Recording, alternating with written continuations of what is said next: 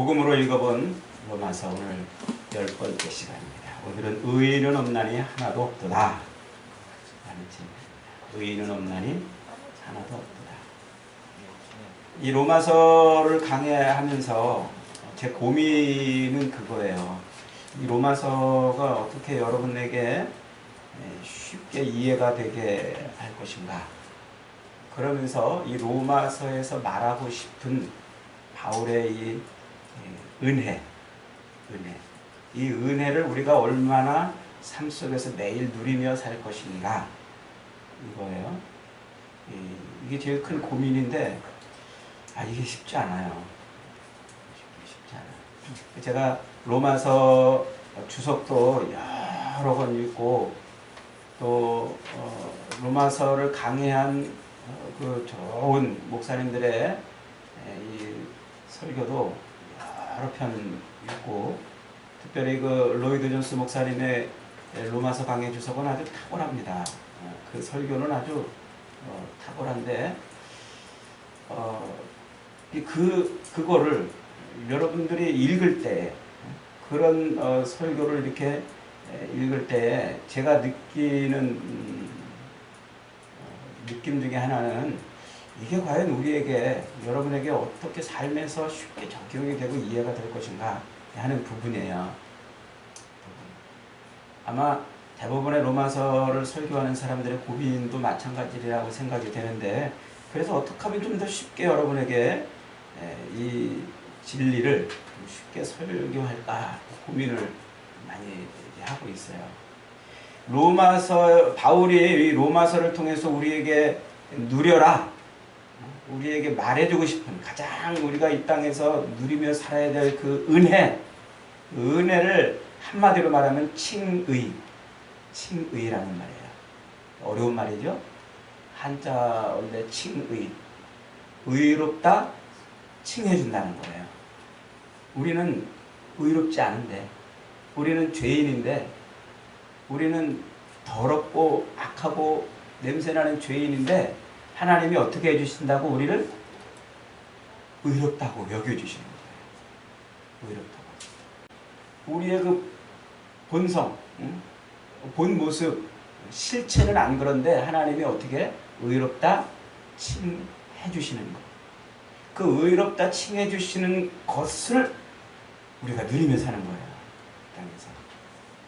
이제 그 자세한 내용을 이제 뒤에서 계속 설교합니다만, 그 의롭다 칭해주시는 것을 누리기 위해서는 우리가 먼저 깨달아야 될 게 있다는 거예요. 그 깨달아야 될 게 뭐냐면, 우리가 죄인이라는 사실.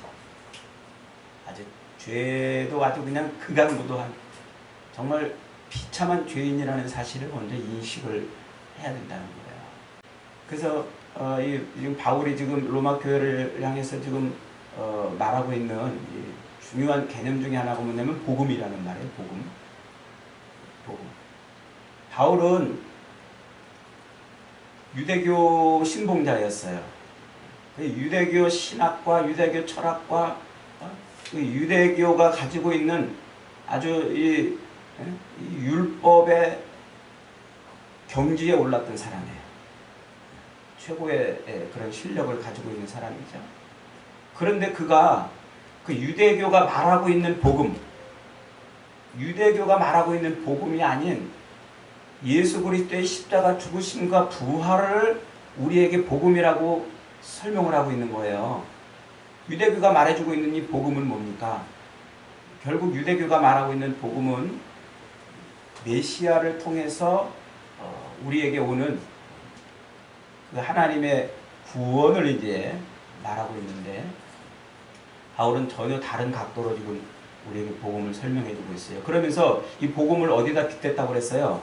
그 당시 헬라인들이 가지고 있던, 유대인들이 아닌 헬라인들이 가지고 있던 복음이라는 그 말을 쓰던 그들의 습관, 언어 습관들을 빗대가지고 복음을 세 가지로 설명한다고 그랬잖아요. 그래서 전쟁에서 우리나라가 이겼다는 것을 빗대가지고 예수님이 전쟁에서 이겼다. 또 새 왕이 등극했다는 소식을 알릴 때 쓰던 말을 갖다가 예수님이 우리 왕으로 등극하셨다. 그 다음에 가문의 외아들, 독생자가 태어났을 때 쓴 말을 갖다가 예수가 하나님의 아들로 이 땅에 오셨다고 그 개념을 갖다가 지금 복음을 설명하고 있는 거예요. 이것은 엄청난 이 사고의 변혁을 일으켜주는 거예요. 유대인들에게 지금 헬라 철학을 갖다가 복음을 설명하고 있는 거거든요. 헬라 사상을 갖다가. 그래서 이 복음, 그 복음을 예수 그리스도에게 지금 연결을 시켜냈어요. 그러면서 율법이라는 개념을 이제 가지고 옵니다. 율법을 또 설명하는데 이 율법이 뭡니까? 율법.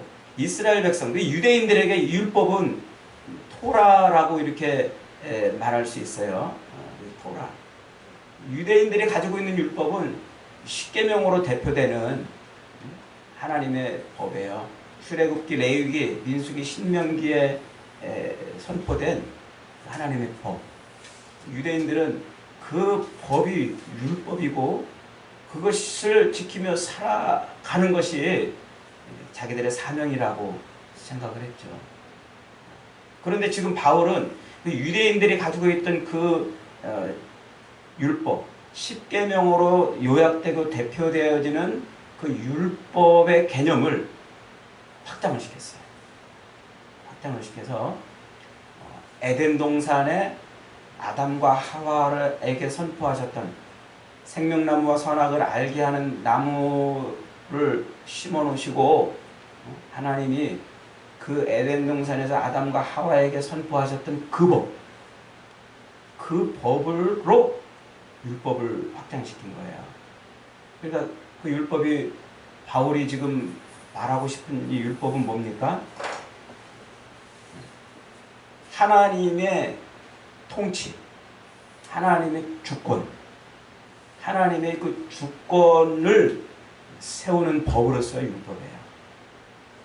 그래서 지난주에 제가 여러분에게 헌법과 그 다음에 그 하위법의 개념을 가지고 설명을 드렸죠. 그러니까 바울은 지금 이 헌법적 개념으로서의 율법을 설명해 주고 있어요. 에덴 동산에서 하나님이 거기 계심. 거기 주인이 누구? 하나님. 거기 통치자가 하나님이시고 주권자가 하나님이시라는 사실을 잊어버리지 말라. 그 에덴 동산에 그 한복판에다가 나무를 심어놓고 그 나무를 볼 때마다 아담과 하와가 뭘 느끼는 거예요? 뭘 생각하는 거예요? 아, 여기 주권자는 하나님이시다. 여기 통치자는 하나님이시고 주인은 하나님이시다. 생육하고 번성하고 땅에 충만하고 이 땅에 있는 모든 것을 마음껏 누리고 즐겨도 주인은 누구시다? 하나님이시다라는 것을 잊어버리지 않는 것. 그게 에덴 동산에서 선포하신 하나님의 법이에요. 헌법처럼 말이죠. 그 법을 어겨버렸어요. 그래서 생명나무, 선악을 알게 하는 나무, 그 선악을 알게 하는 나무의 열매를 따먹음으로써 그 하나님의 법을 어겼단 말이에요. 그걸 어디다 갖다 빗대가지고 설명하냐면 유대인들, 이스라엘 백성들이 그렇게 에덴 동산에서 실패하고 타락된 하나님을 떠나고 하나님에게서 하나님의 법을 어김으로써 사형 선고를 받은 그 인간들을 구원하시려고 하나님이 이스라엘을 선택해서 그들에게 출애굽기, 레위기, 민수기, 신명기에서 율법을 주셨단 말이에요.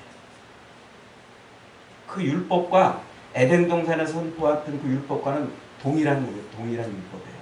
같은 모양만 다른 거예요. 이스라엘에게 그 율법은 뭐예요? 그것이 곧 이스라엘의 정체성을 드러내는 것이고 이스라엘의 통치자가 누구다?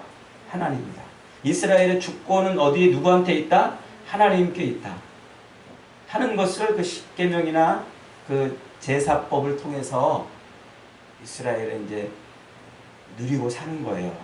에덴 동산에서 선악을 알게 하는 나무, 생명나무를 쳐다보면서 아, 하나님이 여기 주인이셨구나 하는 것을 늘 깨닫고 살아야 했던 아담과 하와처럼 그렇게 살아야 되는 거죠.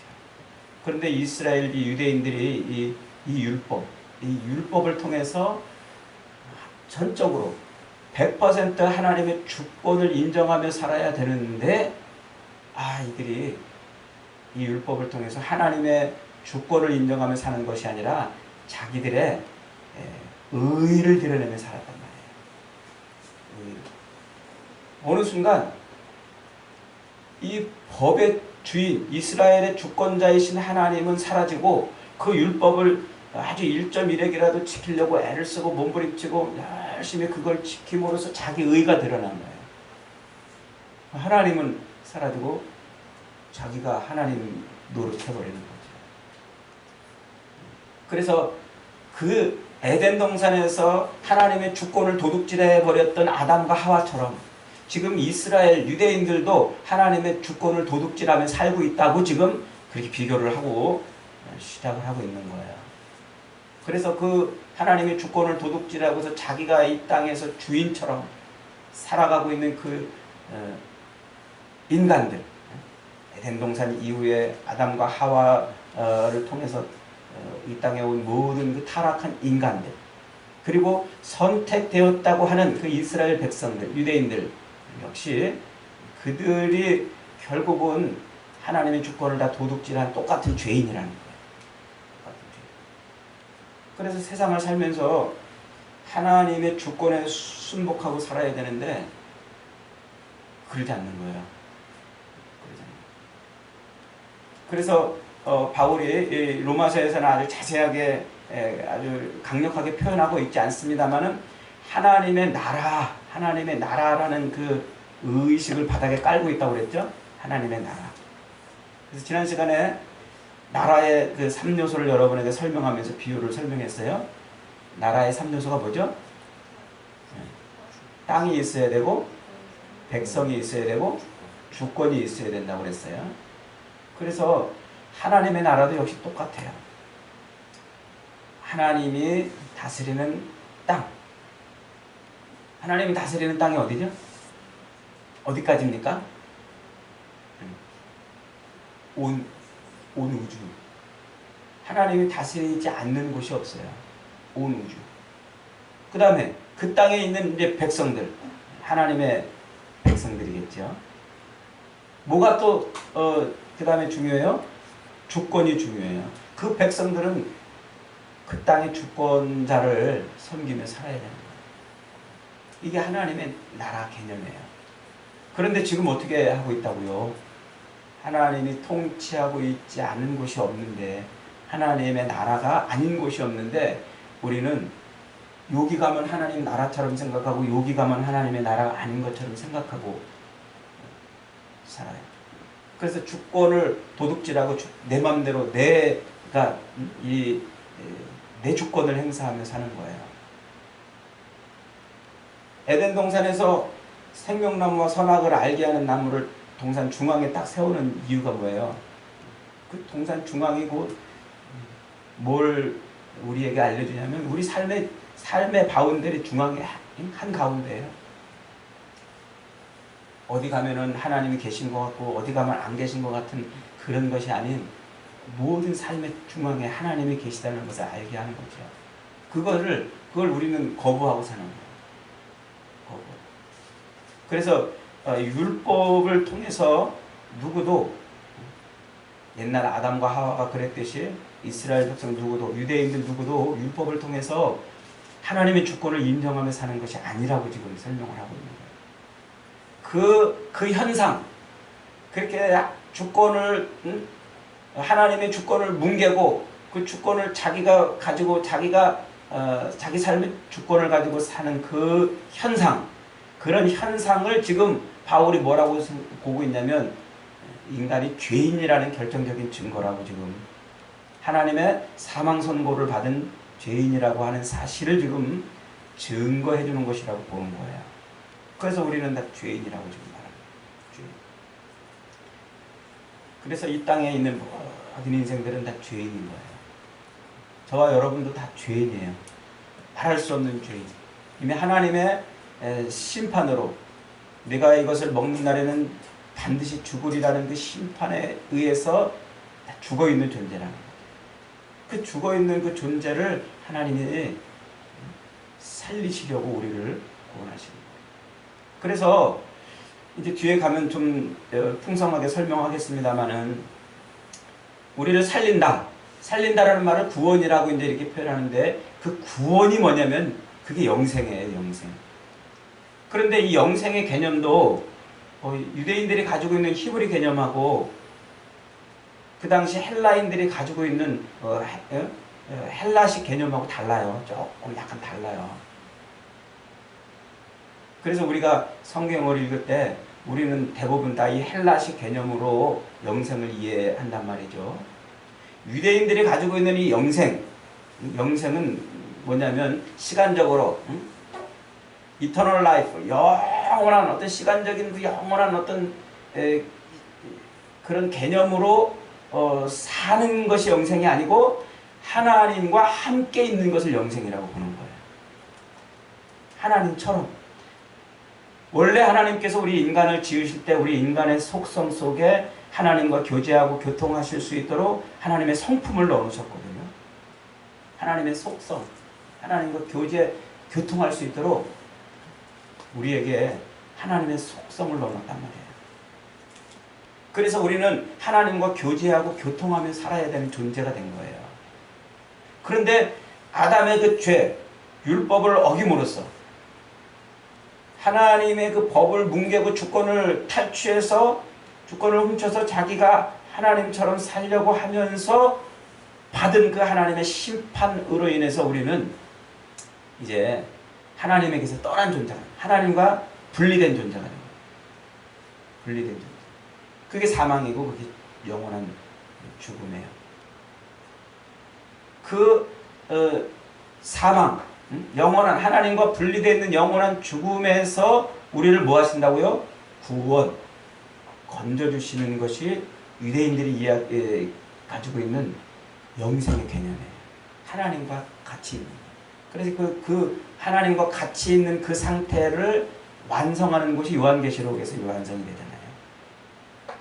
그런데 이 히브리인들의 이 사고와는 다르게 헬라인들은 어떻게 영생을 어떻게 생각하냐면 영원히 사는 걸로 생각한단 말이에요. 영원한 생명을 가지고 영원히 있는 것. 그래서 자칫 우리가 이 로마서나 사도 바울의 다른 서신서들을 읽을 때, 뭐 복음서도 마찬가지입니다만, 이 헬라적 사고를 가지고서 영생을 이해해가지고 마치 어디 영원한 이제 죽지 않는 영원한 어떤 생명을 이렇게 평생도록 누리는 것을 이렇게 그렇게 이해를 해가지고 이 로마서를 읽을 때 자꾸 이렇게 우리가 막 혼동이 돼요. 자, 그러니까 바울이 지금 말하고 있는 영생은 뭐라고요? 하나님과 함께하는 상태를 말하는 거예요. 이 개념을 놓쳐버리면 안 돼요. 우리가 천국에 간다는 것은 곧 하나님과 함께하는 그 삶으로 들어간다는 거예요. 천국에 간다는 거예요. 그건 다시 말한다면 뭐겠어요? 하나님이 주권자로 계시는, 주인으로 계시는 그곳에 들어가는 거예요. 그런 상태로 간다는 거예요. 그러니까 지금은 우리가 하나님을 주권자로 섬기고 있지 않은 그런 상태에 있는 거예요. 그래서 죄인이라고 지금 설명을 하고 있는 거고, 유대인들의 실패가 여기에 있는 거예요.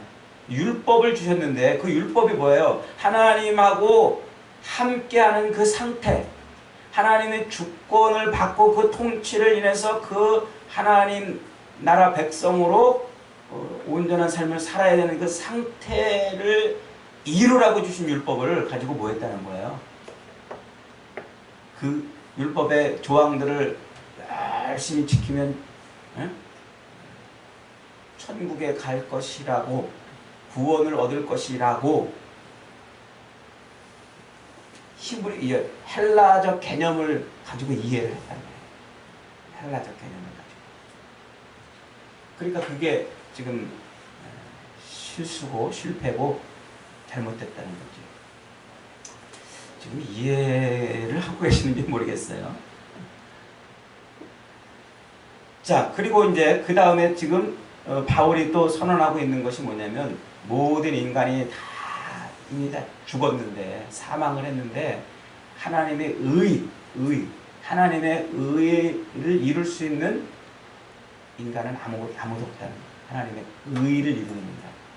그래서 오늘 2장부터 3장 20절까지 지금 설명하고 있는 게 그 얘기예요. 하나님의 의를 이룰 수 있는 의로운 인생이 아무도 없다. 의인은 없다. 우리는 다 의인이 아니니까 뭐예요? 죄인이라는 말이에요. 죄인. 여기서 조금 어려운 용어를 하나 또 꺼내야 됩니다. 잘 이해를 한번 더 해보시기를 바랍니다. 이제 이 로마서를 공부하면서 또 꺼내야 되는 어려운 용어 중에 하나가 뭐냐면 인간의 그 자유의지라는 문제를 다뤄야 돼요. 자유의지. 여러분, 우리 인간에게는 자유의지가 있나요? 아니, 자유의지가 뭔가요? 지금 바울이 선언하고 있는 의인은 없다라는 이 선언 속에는 인간은 다 죄인이고 자유의지를 완전히 다 상실했다. 지금 이 얘기를 하고 있는 거예요. 이 자유의지라는 게 뭐냐? 자유의지. 우리 인간에게 이성이 있죠. 이성이 뭐예요? 생각하고 조금 더 조금 개념을 다시 처음부터 좀 설명한다면 이런 거예요. 여러분, 지혜라는 말과 지식이라는 말이 있죠? 지혜는 뭐고 지식은 뭐예요? 지식은 우리의 오감, 시각, 청각, 후각, 촉각, 미각, 이런 오감을 통해서 받아들이는 정보, 데이터. 아, 쟤는 눈이 동그랗구나. 쟤는 눈썹이 진하구나. 쟤는 자유롭게 생겼구나. 이렇게 이제 우리의 오감을 통해서 받아들이는 지식을, 데이터를 지식이라고 설명해요. 그리고 그 데이터, 그 지식을 이렇게 붙이고 저렇게 붙이고 이렇게 활용하고 저렇게 활용하고 활용하는 능력을 지혜라 이렇게 말해요. 그 지식과 지혜가 하나님의 성품 중에 하나예요. 그것을 하나님이 우리에게 넣어놓으셨는데 그 지식과 지혜를 가지고 사는 것을 이성적 존재라 이렇게 말해요. 그 이성적 존재라는 말을 조금 이렇게 각도를 조금 달리 설명하면 그것을 오성이라 이렇게 이제 표현한단 말이에요. 철학자들은. 이건 일반 철학에서 나오는 개념이에요. 성경의 개념이 아니고 일반 철학에서 나오는. 그래서 우리 인간은 오성을 가지고 있다는 거예요. 오성. 이성을 통해서 살아간다는 거죠. 그래서 임마누엘 칸트 같은 사람은 이 오성을 뭐라고 표현하냐면 선과 악을 판단할 수 있는 어떤 능력. 그러니까 사물, 세상에 있는 이런 많은 사물을 논리적으로 이해하고 그것을 판단해서 인식하는 능력을 그래서 오성이라 이렇게 이제 이해해요. 그러니까 세상 철학, 칸트 같은 사람이 대표적인데 우리의 그 오성을 뭐라고 인식하냐면 우리가 보이는 그 모든 사물, 그런 사물을 논리적으로 이해한단 말이에요. 논리적으로 이해하고 그것을 판단하고 다루고 이런다는 거죠. 그래서 그것을 저건 저렇고 이건 이렇고 저건 저렇고 하고 인식하는 능력을 오성이라 이렇게 표현하고 있어요. 그 오성이 분별하고 판단하는 그런 능력을 자유의지라 이렇게 표현해요. 쉽게 말하면 자유의지란 우리의 그 이성적 사고를 가지고 우리가 이 땅을 살면서 뭐가 선이고 뭐가 악한지를 분별해내며 사는 능력을 자유의지라. 거기에 그것을 또 선택하는 능력을 의지라 이렇게 표현한다는 거예요. 그러니까 좀 쉽게 말하면 오성은 머리, 머리. 의지는 가슴. 그러니까 오성은 공부하고 깨닫고 좋다 나쁘다 빨강색 파란색 덥다 춥다 여름 가을 엄마 아빠 한국 미국 잘생겼다 못생겼다 이쁘다 안 이쁘다 이런 것을 판단하는 능력을 오성이라고 말하고 그 오성이 판단한 그것을 선택 취사 선택하는 능력을 의지라. 그래서 그 오성의 판단과 그 판단에 따라서 선택한 것을 선택하는 그 의지를 포함해서 그것을 자유의지라 이렇게 설명해요. 자유의지라. 자, 쉽게 설명하면 이런 거예요. 여기 된장이 한 덩어리 있어요. 그리고 여기 똥이 한 덩어리 있어요. 이 된장과 똥은 좀 비슷하죠? 이게 그 숙성이 되면은 거의 뭐 구분하기 힘들 정도가 돼요. 이제 오성은 뭐예요? 아, 어떤 게 된장인지, 어떤 게 똥인지를 판단해내는 능력이 오성이에요. 이게 똥인가, 이게 된장인가, 이게 된장인가, 이게 똥인가를 후각을 통해서, 아니면 촉각을 통해서, 아니면 경험치를 통해서, 무슨 어떤 우리의 그 오감을 통해서 그걸 똥인지 된장인지를 판단해내요. 그걸 뭐라고요? 오성이라. 그러면 그 판단한 것을 이제 이것을 국에다 넣을지 말지를 선택하는 건 뭐가 하는 거예요? 의지가 하는 거예요. 이걸 선택했으면 그것을 취하는 것. 취하는 것은 뭐가 한다고요? 의지가.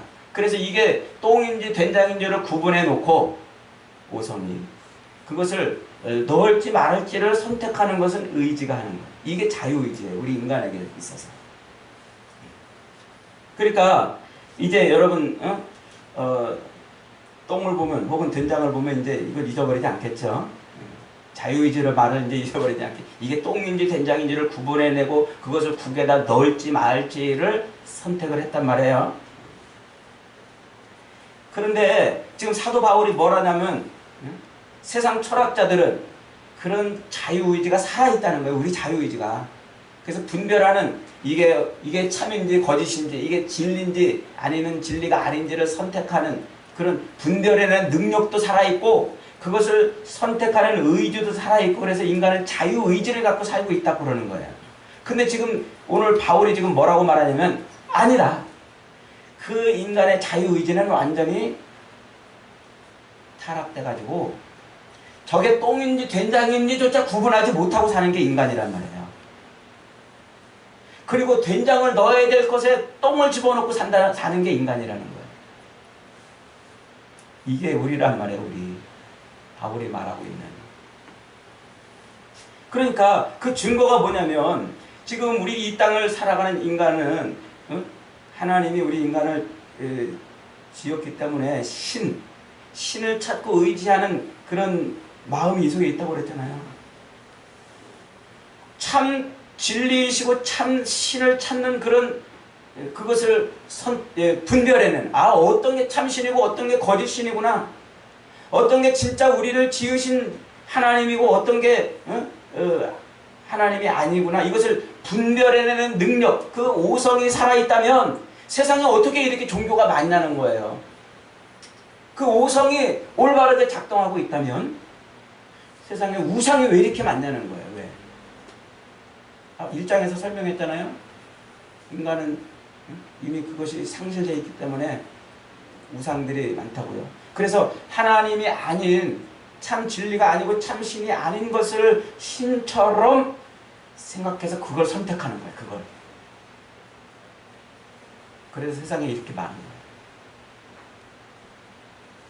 우상들이. 그러니까 인간의 이 자유의지는 완전히 상실됐다. 부패됐다는 거예요. 부패됐다. 완전히 부패됐다. 만약에 인간에게서 자유의지가 상실되지 않았다면 왜 사람들이 진짜 참 진리를 왜 구분 못하냔 말이죠. 저게 진짜 신인지 가짜 신인지 왜 그걸 구분해내지 못하느냐. 그걸 지금 바울이 말해주고 있는 거예요. 그래서 인간은 완전히 자유의지를 상실했기 때문에. 에이, 무슨 소리야. 우리 인간이 자유의지를 완전히 상실했다면 세상이 이렇게 발전했겠어요? 세상이 이렇게 막 문화, 예술 얼마나 화려하게 발전하고 기술이 얼마나 발전했습니까?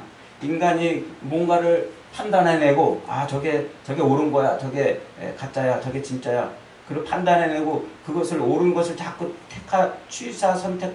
택하는 능력이 상실됐다면 이렇게 세상이 이렇게 발전했겠냐는 거예요.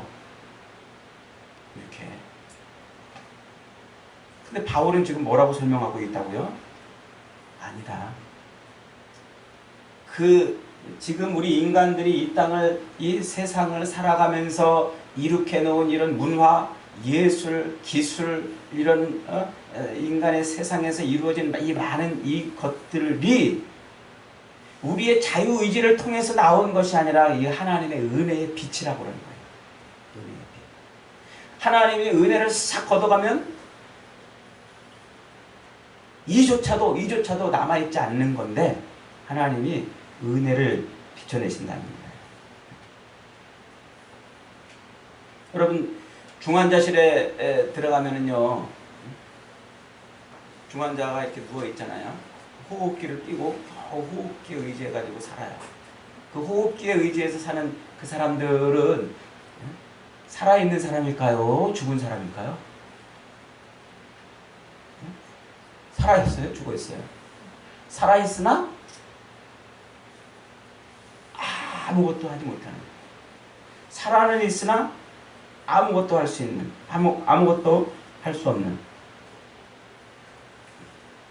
그러니까 지금 바울이 우리 인간의 의인이 없다라는 말은 바로 그걸 지금 그런 비유를 떠올리게 해요. 그래서 지금 우리가 사는 삶에서 보세요, 여러분. 우리가 진실로 우리 인간의 자유의지가, 그래서 참과 거짓을 구분해낼 줄 알고 그 참과 거짓을 구분한 다음에 그 참을 선택하는 능력이 우리 인간에게서 진짜 그것이 아직 남아있다면 우리 인간의 세상이 이렇게 죄악으로 얼룩져 있지 않을 거야. 얼룩져 있지 않죠. 여러분, 요즘에 이제 부모들 연세가 들고 이제 막 치매가 들고 이러면은 다들 어디다가 맡겨요? 요양원에다가 맡겨요. 이제 다 요양원. 이제 앞으로 요양원 사업이 점점 더 활발해질지도 몰라요.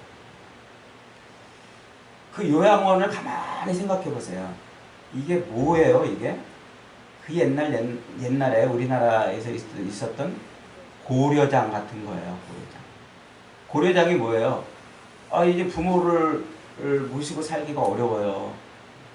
치매도 있고, 진짜 감당하기 어려운 그런, 우리도 먹고 살기 힘든데, 노인네까지 모셔야 되니까, 늙어가지고 이 노인은 또 자식들한테 손 벌리고 살아야 되니까 얼마나 힘들겠어요. 그러니까 이제 인간이 생각해낸 게 뭐냐면, 우리 노인들을 노후를 편하게 가시게 해야 되겠다. 그래가지고 저 숲속 깊은 데로 모셔다 놓고 거기서 떨궈가지고는 몰래 도망을 치는 거예요. 그렇게 해놔야 거기서 그래서 먹을 것이 없어 굶어 죽거나 짐승밥이 되거나 이래가지고 돌아가시게 한 거, 그게 우리 인간이 뭐 하는 거야? 효도하는 거라고 생각했어요. 효도하는 거. 지금 생각해보면 기가 막히죠? 그걸 효도라고 그랬어요. 근데 지금 우리가 하고 있는 일이 다 똑같은 일이에요. 똑같은 거. 요양원에다가 모셔놓고 잘 이렇게 계시면은 뭐 될 것처럼. 제가 아침마다 보는 TV 프로그램 중에 하나가 인간 극장인가요? 이거 KBS에서 하는 건데 저 그거 잘 봐요. 지난주 방송국인가 봤더니 어떤 손녀 딸이 할머니를 요양원에서 다시 집으로 데리고 와가지고는 할머니를 막 돌보는 그런 방송을 이렇게 하더라고요. 근데 가만히 이렇게 이제 봤더니 그 할머니가 요양원에 간 지 6개월 만에 다리에 근육이 싹 빠져가지고 걷지를 못하는 거예요. 요양원에 갈 때는 걸어 들어갔는데 6개월 만에 요양원에서 침대에서 그냥 매일 24시간 눕혀만 누니까 운동도 안 하고 눕혀만 누니까 다리에 힘이 쏙 근육이 쏙 빠져가지고 못 일어나는 거예요. 그러니까 요양원에 편하게 가서 우리 생각에는 거기다 모셔놓으면 아유 그 노후에 그냥 얼마나 수발드는 사람들이 잘해주고 편하게 있겠나 이렇게 해서 보내놨는데 정작 거기 가서 본인은 고통스러운 삶을 사는 거야. 그러니까 지금 우리가 이걸 선이라고 생각하고 이게 잘하는 일이라고 생각하고 이게 진짜 좋은 일이라고 생각하면서 선택한 그런 일들이 다 뒤집어서 보면은 다 뭐예요?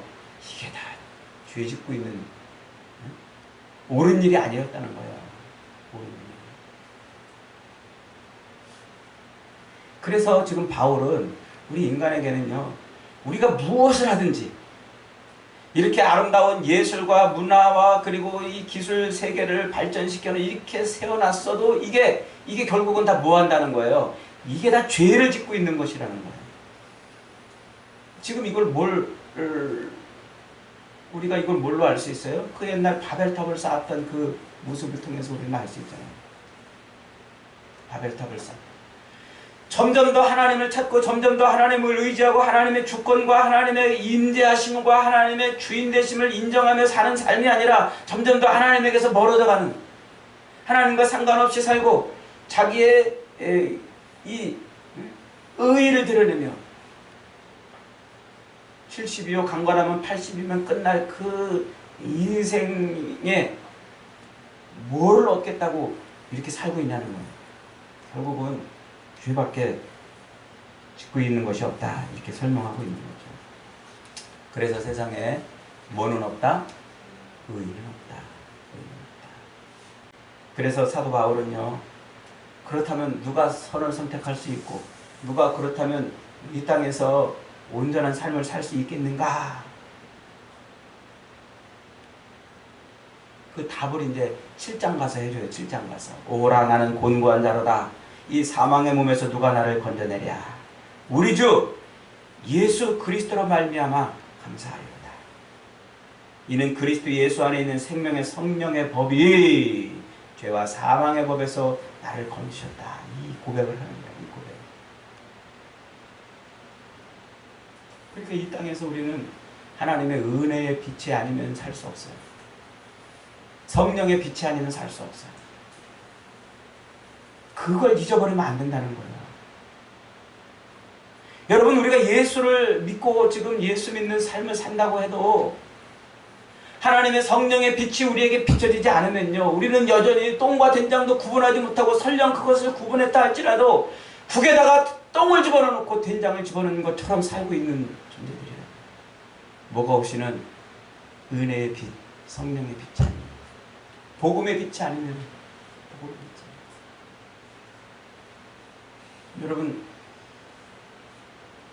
이렇게 우리가 이곳에서 이렇게 지금 숨을 쉬고 있지만 갑자기 저 창문으로 햇살이 쫙 비춰들면은 이곳에 먼지가 잔뜩 껴있는 게 보이잖아요. 먼지가 잔뜩. 그 순간 햇살이 쫙 방 안을 비춰가지고 먼지가 막 둥둥 떠다니는 게 보이는 그 순간 우리는 어떻게 반응해요? 숨을 헉 참아요. 숨을 참게 돼 있어. 먼지가 안 보일 때는요, 아무렇지도 않게 막 숨쉬고 노래하고 막 그러다가도 먼지가 쫙 있으면은 숨을 딱 참아요. 지금 우리가 그런 삶을 사는 거예요. 하나님의 은혜의 빛이 우리 마음에 비춰지지 않으니까 우리의 죄악된 것이 안 보이는 거예요. 아무렇지도 않게 살고 있어요.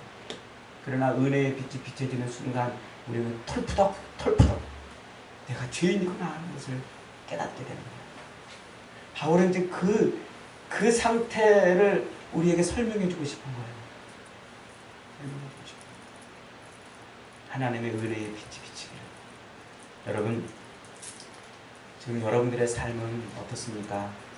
여러분들은 정말 예수 믿는 사람으로서 참 진리와 거짓 진리를 구분하면서 진짜 하나님과 거짓 우상을 구분하면서 잘 살고 있나요? 은혜의 빛이 비춰야 됩니다. 성령의 빛이 비춰야 됩니다. 예수 그리스도의 그 은혜가 우리 안에 비춰지지 않으면 우리의 이 죽어버린 자유의지 가지고는 도무지 하나님을 찾을 수 없어요. 여러분들이 하나님을 찾고 하나님을 예배하고 하나님 앞에 바로 서기를 자꾸 열망한다면 그것도 하나님의 은혜로 주신 거예요. 더욱더 하나님을 갈망하세요. 그 성령의 은혜의 빛을 갈망하세요. 우리는 주님 아니면 살 수 없습니다. 주님의 도우심 아니면 살 수 없습니다. 눈꽃만큼이라도 은혜를 거두시면 우리는 죄를 짓지 못해서 안다라고 몸부림치는 존재입니다. 주님! 우리를 좀 도와주세요. 은혜의 빛을 비춰주세요. 그런 믿음으로 우리 주님 앞에 하루하루 살아가는 저와 여러분 되시기를 주님의 이름으로 축원합니다.